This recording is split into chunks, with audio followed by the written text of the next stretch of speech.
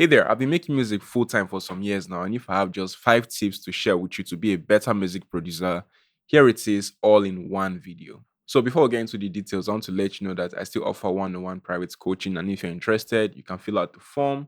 The link is in the description, and if you meet the requirements, I'll get back to you. So, the first tip that will help you become a much better music producer is to steal from other songs. Here is why you need to steal from other songs. Aside from the artist, in music production, there are two major parts that can make or break a song: the sound selection, and the arrangements. So the foolproof way I recommend that you can use to get better at sound selection and arrangement is pick out the top 10 songs in that genre and really study it. Identify the sounds that are common within the top 10 songs and also the arrangements that are also common within the top 10 songs. For example, in the song, what kind of instrument do they typically use for the chords? What kind of instruments are they typically using for the melodies? Okay.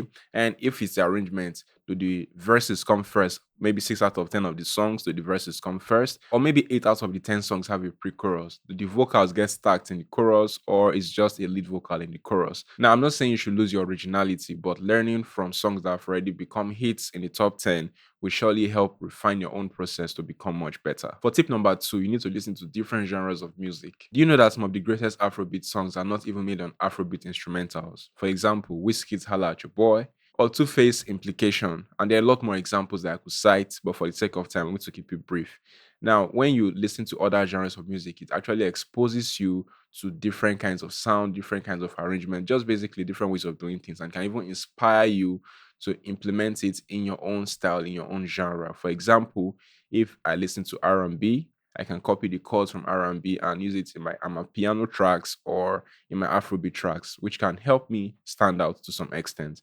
So the more you listen to wider varieties of songs or wider variety of genres, the better your music production is going to be, because as a musician, you typically learn while you listen. Tip number three, you need to set smart goals. As a teacher, I realize that we all learn differently.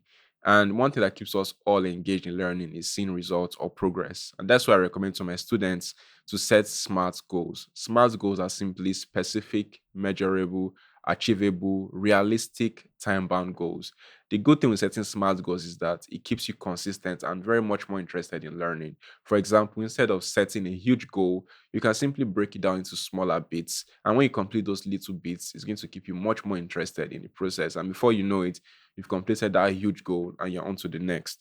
So when next you have a huge task, just break it down into smaller steps. And I'm sure you're going to complete it just before you know. For tip number four, you need to use cloud storage. Now, in 2023, we've seen how often old songs have made a comeback and become even more massive hits in today's time, thanks to social media, right? Now, it's very common to see young artists that release an EP just last year. They can't find the files to their song that they just released, and which is really bad because this is an obvious sign of poor file management.